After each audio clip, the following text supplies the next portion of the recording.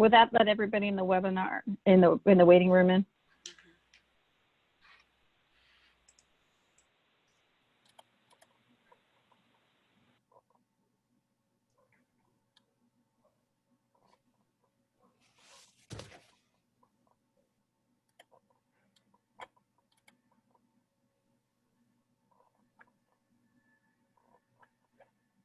We'll get started in just a minute. I'm waiting for people to join us.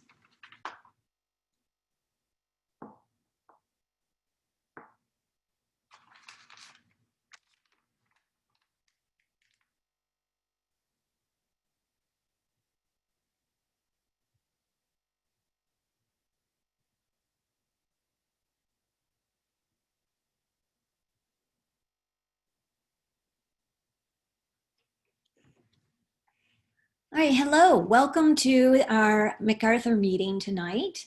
I want to let you know that we do have Spanish interpretation available. If you would like to access it, go to the globe on the bottom of your screen and press on that, and it will take you to our Spanish interpreter. Good evening. My name is Penny Hairston, and I am the proud principal of Douglas MacArthur Elementary School here in Alexandria, Virginia. Tonight, we welcome you to the new Douglas MacArthur Elementary School final design presentation. I now introduce to you the Director of Capital Planning, Programs, and Design, Erica Gulick. Erica? Thank you, Ms. Hairston. I love that intro.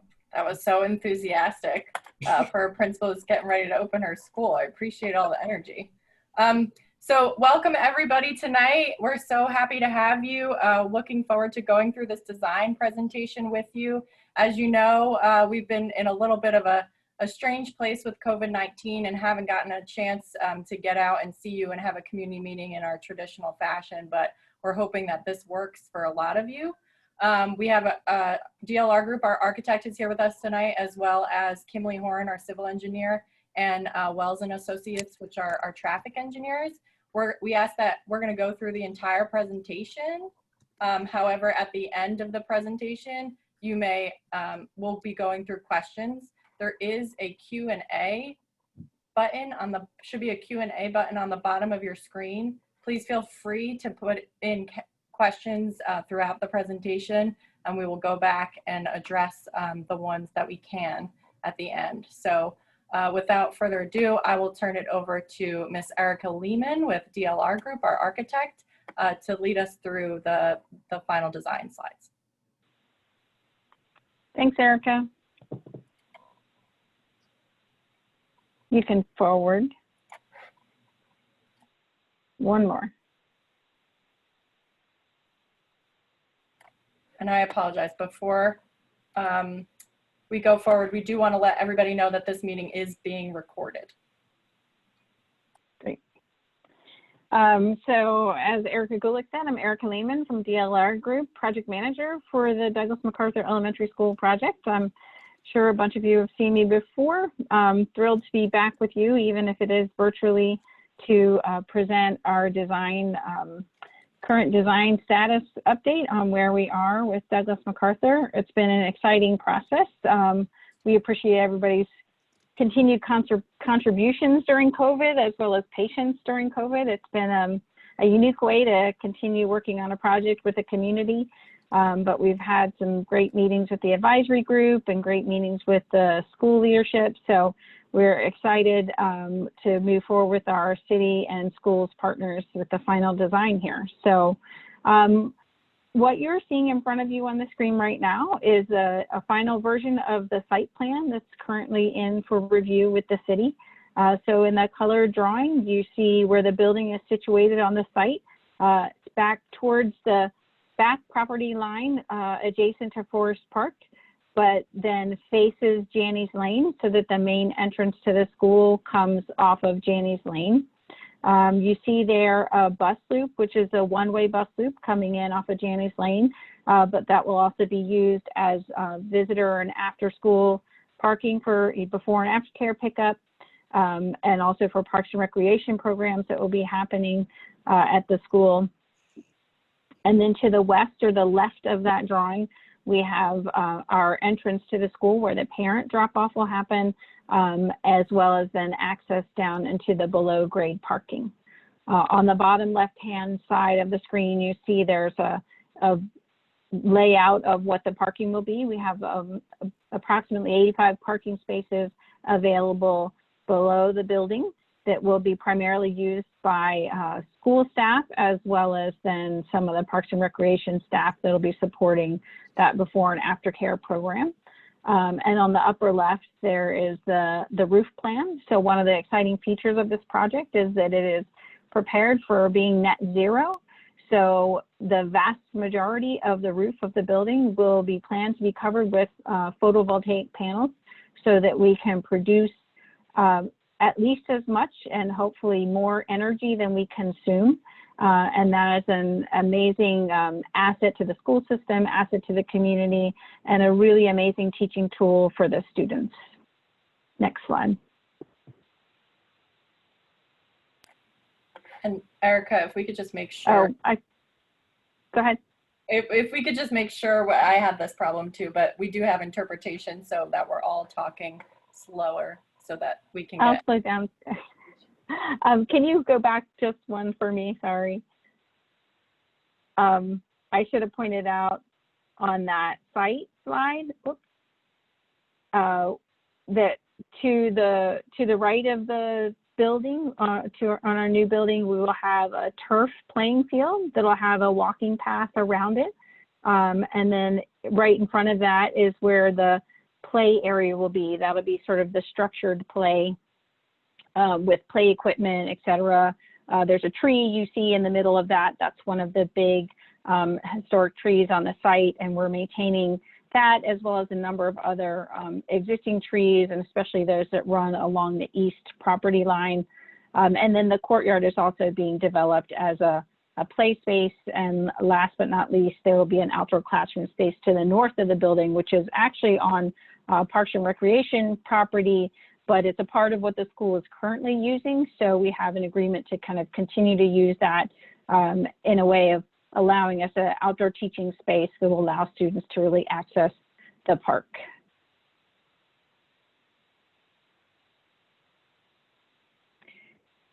So this is a graphic that's showing you essentially what's going on inside of the building, and I'll run through it relatively quickly.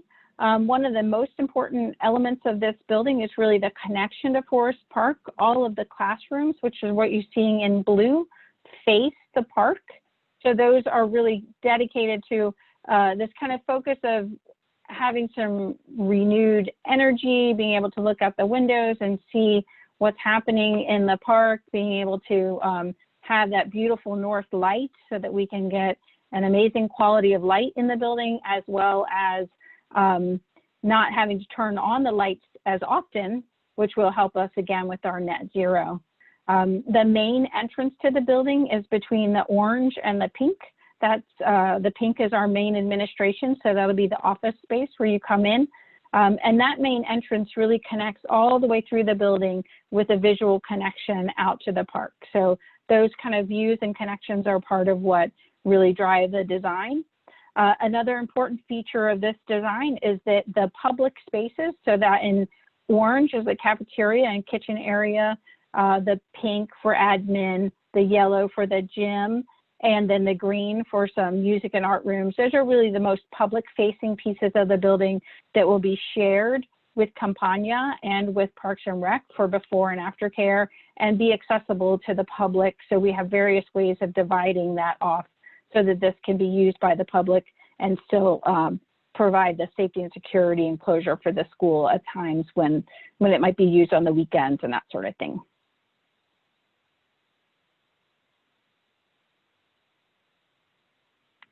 And then just the next two levels up, so there's two more stories above the back portion of the building, and those are really predominantly our academic spaces. They are first grade through fifth grade, as well as the purple area you see there is a dedicated special education center space, and the orange is the media center, which is really an open media center with a learning stair that connects down to the first floor to the multi-purpose room down on the first floor.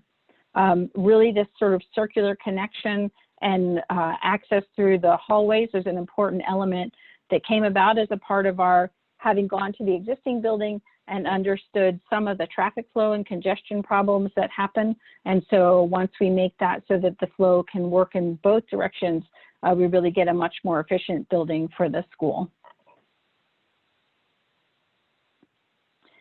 We spend a lot of time with the advisory group and reaching out to the community through surveys, and we appreciate the feedback that we've gotten from folks on that, to really talk about what the material palette wants to be for the school.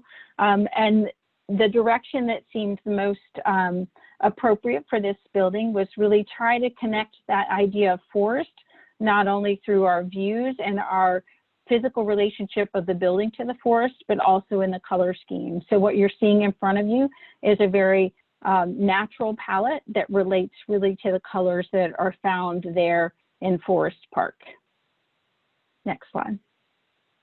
So as you look at this palette and you look at the drawings that you're going to be seeing coming in the next pages, this slide is really to help you understand that the renderings are still very diagrammatic. It's it's not a lifelike rendering, but when you see green, that's really meant to be the glazed green brick. When you see the tans and that kind of lighter tan color, that's a blended brick that we're proposing for the majority of the building. And the material precedent that's there up on the upper left-hand side is just an example of that installed so that you could see it in a photograph, because I think it's a little easier to understand the intention of the material in a photograph than it is in a rendering that tends to look a little more specifically patterned. It's really a random mix of colors. So it'll have a certain sort of shade from a distance, and it will have more detail as you approach it close up.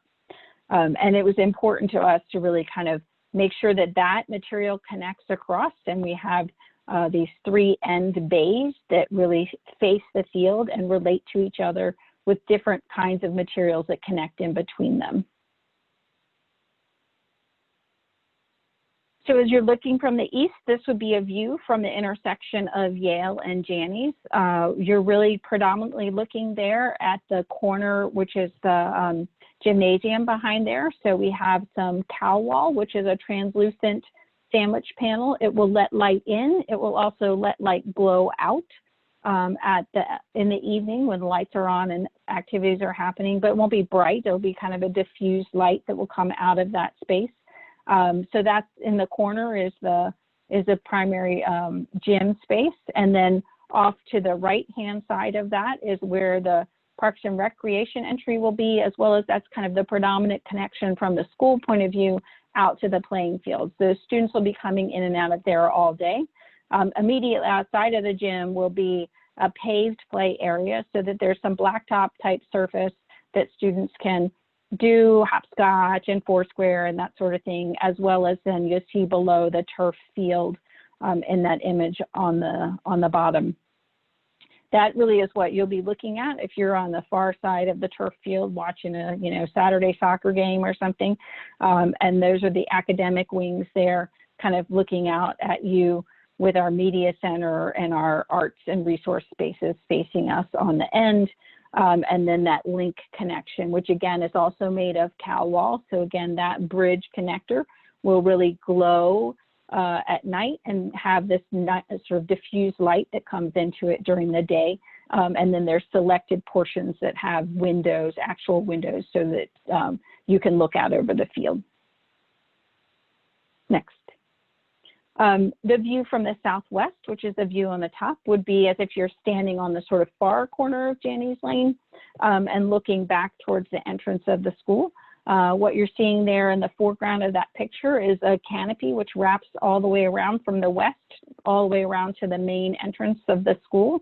That means that when students get dropped off in the morning and there's inclement weather, they can be there under that canopy and sort of walking into the school under cover. In the background there, you see the sort of stair tower. So that's what was going to get us all the way up to the roof to help maintain those photovoltaic panels that we have there. and then the main portion of the building sitting in the background. So I hope from these images, people can understand that actually close to Janney's Lane, the volume of the building is still relatively small. And then that 3-story space is really in the background. So you can see that in the aerial image below, just how far back we are from Janney's Lane before the building becomes 3 stories. And then the view on the right is just the view walking down in front of the gym. On the northeast side of the building, where we have our primary academic wing of the building, that's right there facing the park.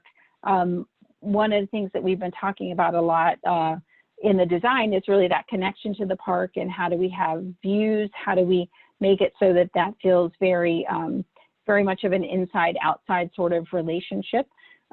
So you'll see these large expansive glass areas on that portion of the building that really are in some spaces we call them extended learning areas. So there are areas outside of the typical classroom, but where teachers and students may gather for some sort of breakout work. Maybe they'll do a more sort of physically active thing in that area. And those are really visually very connected to Forest Park. In addition, you see this sort of playful movement of windows that happens along the north facade, and you see it also on the other academic wing. And that is really founded on our work in the school and doing shadow days with the faculty and with the students, and understanding just how much of the day an elementary school student might spend sitting on the floor. And at Douglas MacArthur, it's quite a lot. And it's quite a lot even all the way up to 4th and 5th grade. Kids really are given a fair amount of freedom to go sit in a corner somewhere and do some independent work. They like to gather on the carpet when they're doing sort of group lessons together. So there's quite a lot of time spent on the floor. So we've really focused, as we've looked at our inside-outside approach, to think about where are the students going to be, what are they going to be seeing. And so the images that you see here on the sheet really just represent how we place windows at times in different height locations, so that those relate specifically to the height of our smaller people who are using these spaces. And then last but not least is the courtyard. So we call the courtyard the new forest. It was important to us to really invest a certain amount of energy in getting a lot of green space in that courtyard. And that does 2 important things for us. One is that it allows us to help treat some of the water that comes off of the building. So for those of you who really think about what's happening environmentally in terms of stormwater management, a key focus of the city is to make sure that we are containing our stormwater on our site, not letting it run off and run into other portions of the neighborhood, into the sewer system, et cetera. So we're really focused on trying to treat our stormwater and control that here on our site. So we've really put a lot of green space within the courtyard in order to help us do that, with some bioretention areas and planters, as well as sort of growing trees and plants around there, so that it creates this feeling of this kind of new forest, this kind of natural element. And the key users of the courtyard space, in terms of the sort of active users, because I will say there are passive users. Everybody who's walking through the corridors or in the adjacent classrooms will really be benefiting from the courtyard. But the active users of that space, in terms of play, it's really focused on our smallest students. So they have a very protected area to play. On the first floor is where all of the early childhood classrooms are, the youngest, pre-K kindergarten level students, and they'll be able to come out into this courtyard directly from inside and be playing on some natural pieces of play equipment there. So they're relatively small, some will be stumps and things like that, relatively low scale because they're pretty little, but really allowing them to have a really kind of protected sanctuary place to play. And then that drawing does show this will have a closure between the courtyard and the remainder of the site, so that during the day, ultimately the school will manage how they want that flow to go. That gate may be closed quite a lot just to make sure that nobody takes a fly and runs out that gate and lands somewhere they don't want, you know, a 6-year-old to be by themselves. But it will be set up so that it can be locked so that folks aren't coming into this courtyard and creating some sort of attractive nuisance after hours when the building is shut down. And then there'll be continued conversation about how that might be utilized by the community when other parks and recreation type activities are happening on the site. And I think, is that my last one? No. No, sorry, yeah. I'm used to having my screen where I have my draft behind me. So we do have one significant design alternate. So an alternate, for those of you who aren't used to that language, is something that you design into the project that if the project budget allows, you're going to take that alternate and accept that into the project. So we have an expanded canopy alternate that we're providing in this so that we really can extend the canopy that we're showing that wraps around from the western parent drop off to the main entry. We're actually showing that now going down towards the east and sort of reaching up and grabbing the volume of the gym so that those things in terms of their visual connection are more connected to one another, but also so that we provide a longer length of covered protection from the bus loop and a real specific wayfinding for students who are getting dropped off by the buses to be able to find their way into the main entrance of the building as well. And I think it's one more image with some views of that from the other side. So this is what that would look like if we're the south elevation sort of just looking straight across from Janney's Lane. Really kind of creates a presence for the building on the street. And I will say this is Douglas MacArthur on the sign. We will definitely go through a conversation about exactly what those words want to be as we continue with the design process. For now, that's just kind of a placeholder. But then you can see in the view on the bottom right how that might look as you're coming from the bus loop, or in the middle, what it might look like underneath of that canopy with some of the dappled light kind of coming through there as you go into the new main entrance to the school.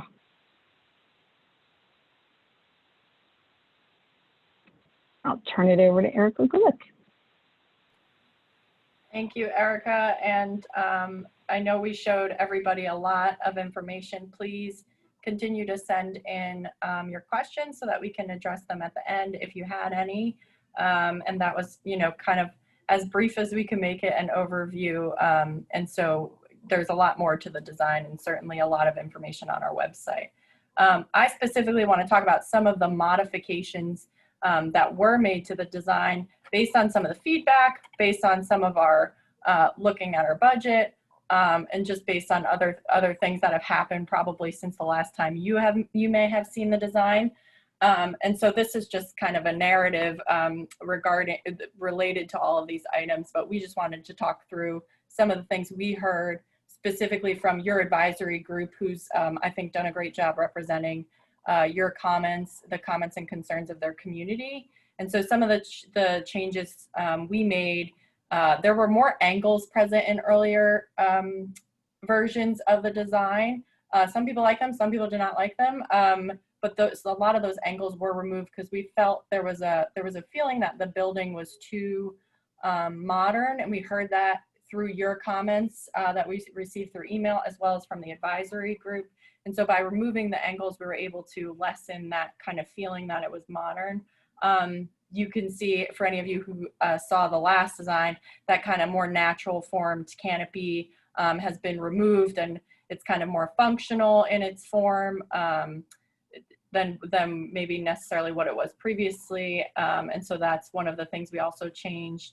DLR suggested cowl wall as the semi-translucent material that we thought would really have a nice effect on that connection between the two classroom wings as well as in the front facade, without necessarily being as costly as having windows all over the place, but certainly still capturing some of the natural light that we want to have within the building. We've added wood paneling to the front of the building, which I think we've had always kind of as an element in that gymnasium volume in the front facade, but also around the windows. There were a lot of comments about the windows and feeling like they were kind of just punch out windows in massive brick facades. And so adding the wood paneling brings it back to that forest feel, and we think it just adds a little bit of depth and warmth to the building. That's really helpful. The hallway circulation and having those two wings were really a function of the building, and not wanting to have kind of these dead end hallways that don't lead to anywhere and take a long time to get to the main or core parts of the building. So kind of from a security and instructional time perspective, as well as being able to accommodate all of our community uses, potential after school community uses on the first floor, felt like that improvement was really needed. Excuse me, we've selected that blended brick material.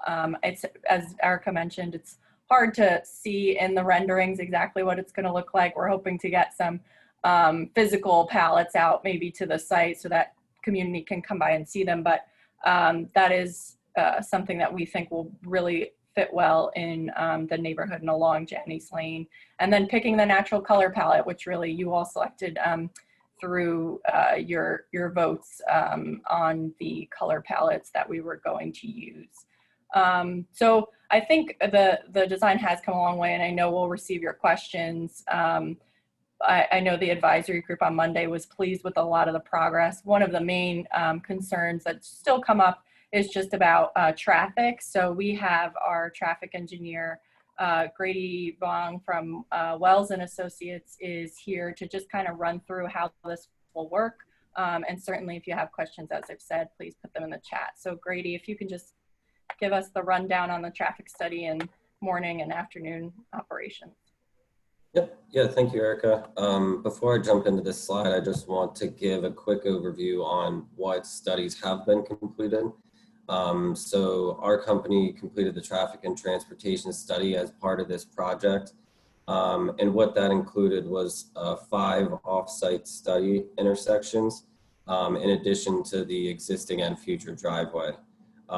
So that study area ranged from Quaker Lane to King Street and down to Duke Street. And obviously along Janney's Lane. The way we completed that study was we had on-site observations that we completed in May of 2019, which was pre-COVID and before the remote learning and everything was instituted. And the attendance, the data we collected, our data was similar to the next year. And what we did with that data was we grew it for any sort of regional growth in the area into 2023, which is when the schools plan to be opened. And then we added trips generated for the increase in capacity of the school. And then once we had those traffic volumes at those study intersections, we studied the AM and PM peak periods, of generally the drop off and pickup periods for the school.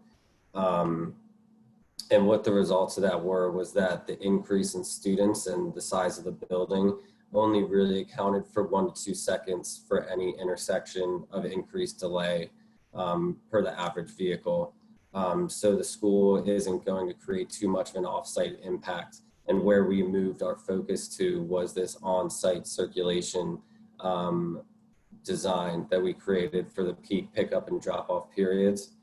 And what we did for that was a similar approach to our study intersections, was where we collected data in May of 2019 on the existing operation of the school, the existing queue of parents picking up or dropping off, and the parking occupancy in the area of any parking spaces that were occupied during this period. And then we grew it to account for the increase in students and the size of the building. What that resulted in was about a 5 to 10 minute period of a peak estimated 12 vehicles at any one time. So that's what started our design and how we kind of selected these areas closest to the main school entrance. And then we looked at a bunch of options for possible circulation in the lots.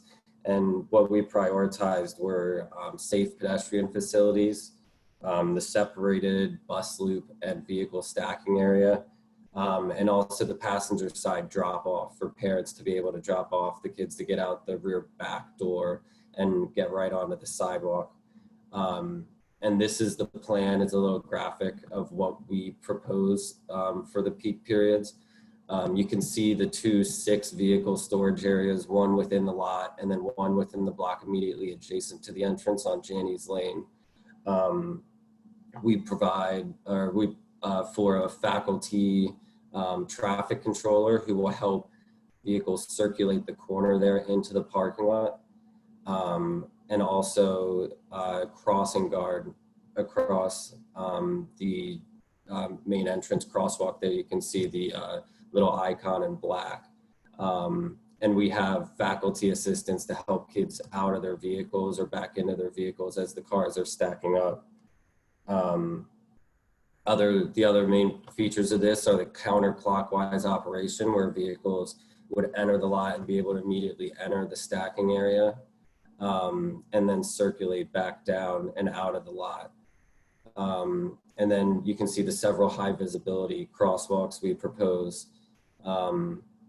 We have provided several safety features of those, which include signage indicating that a school crossing is ahead. There's a school speed zone in the area. And also we have bulbed out curbs at the corners, you can see, that make the crossing distance across the road a little shorter. So there's less time that someone crossing the road would be in the travel way.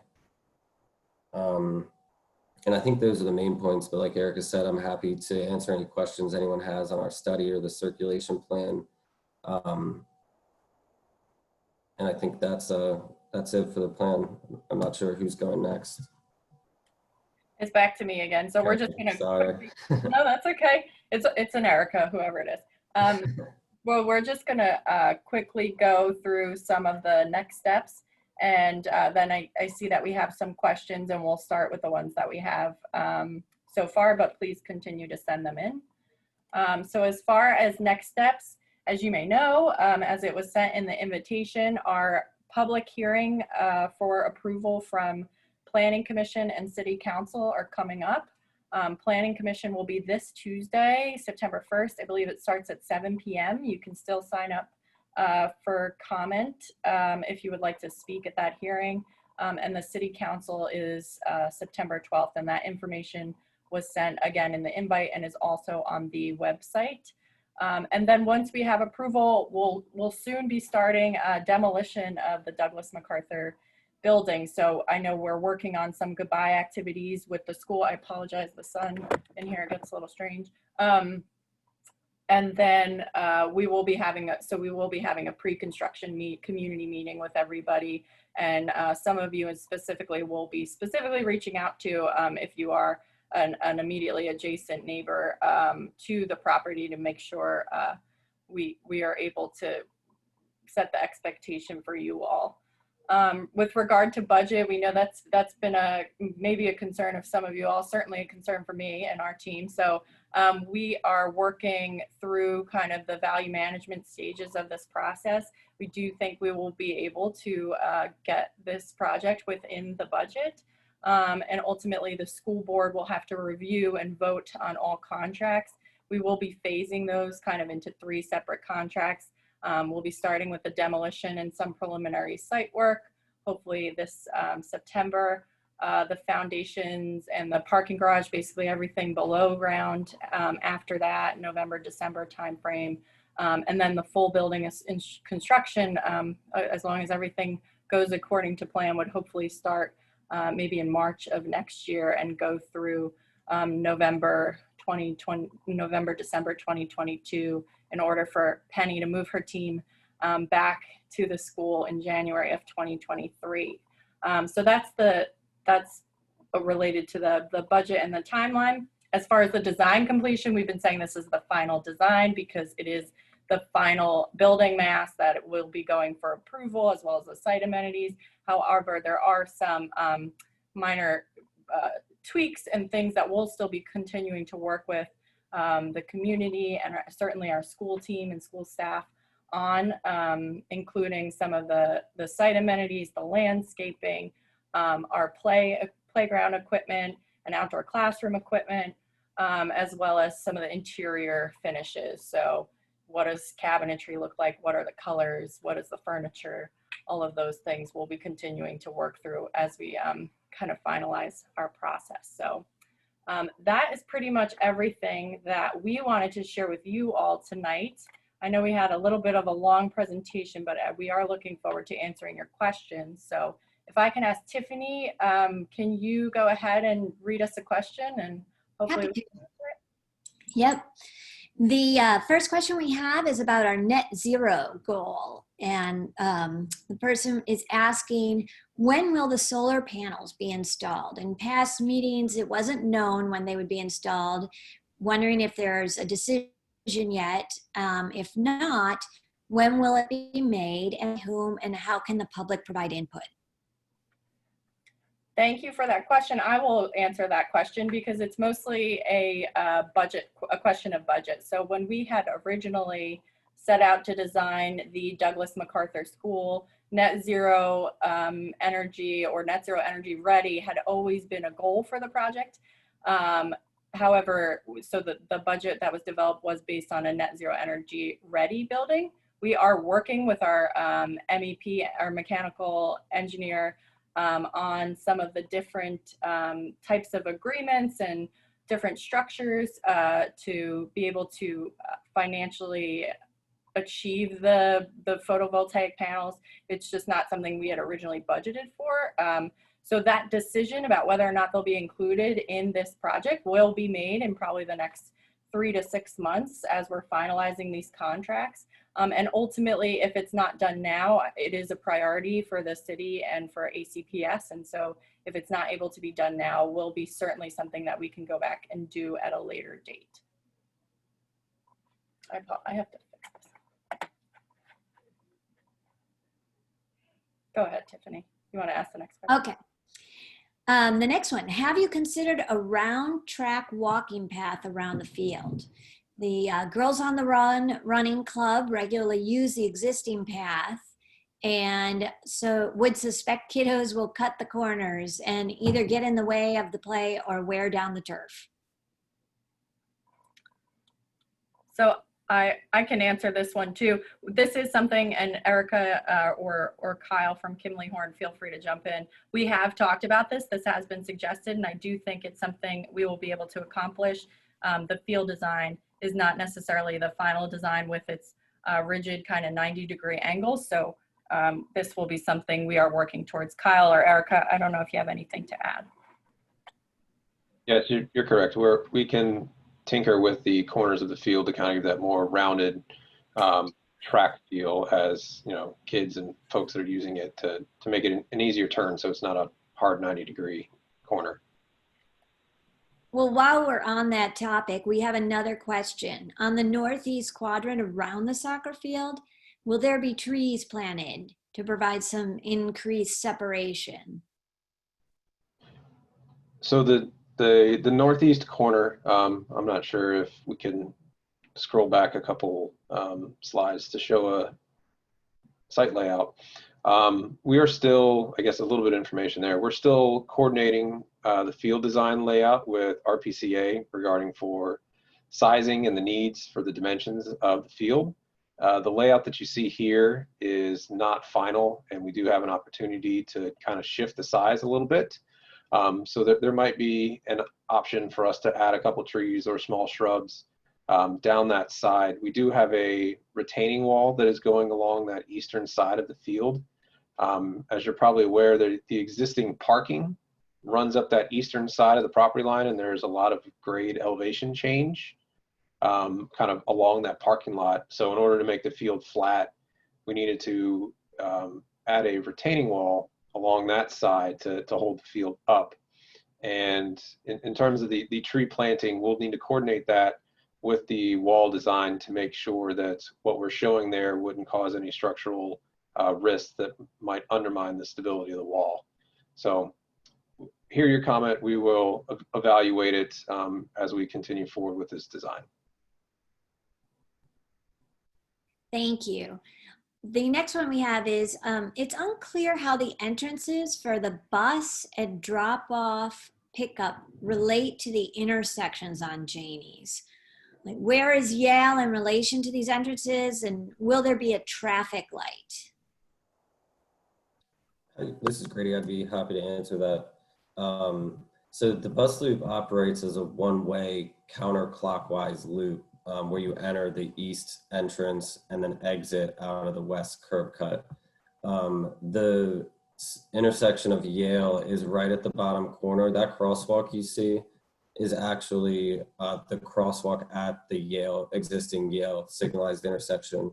And it is proposed that that intersection remains signalized in the future with this plan. And that intersection has a pedestrian interval that allows pedestrians to cross in each direction, which will provide gaps in traffic on Janney's Lane that will benefit our site driveway and our circulation.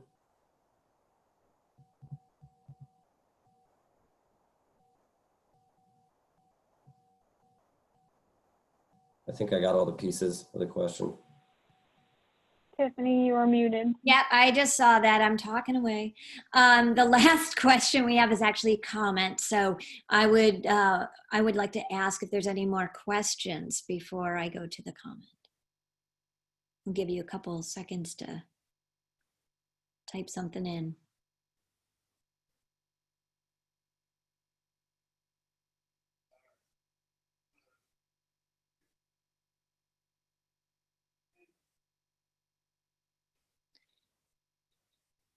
Any questions?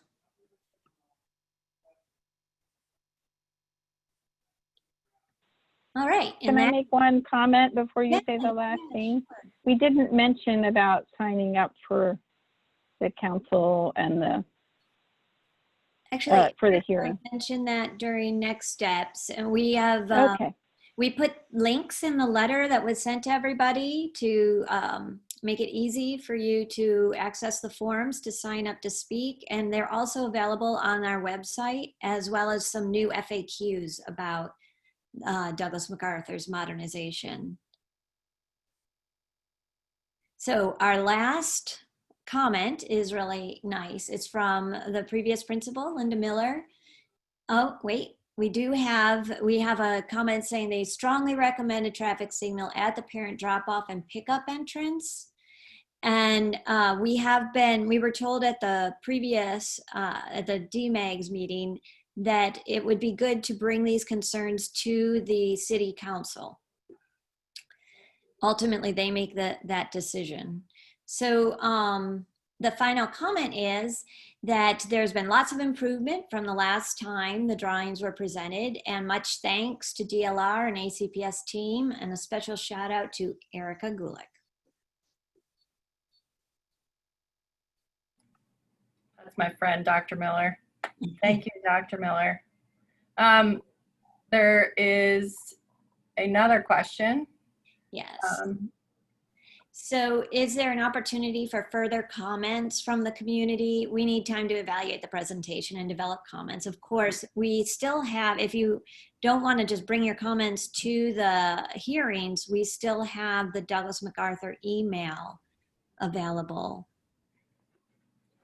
I'm going to send that in the chat so everybody on here has it. It's just New MacArthur. They can't access the chat. I thought it says it. So if you could just say it out loud, we'd be. It's New MacArthur at acps.k12.va.us. Thank you. So before we wrap up, are there any last comments or questions?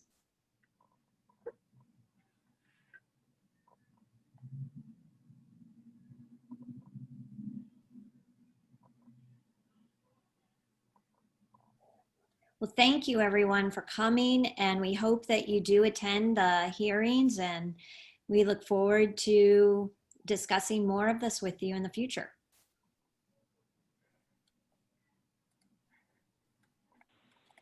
Thanks, everyone. Thank you. Thank you.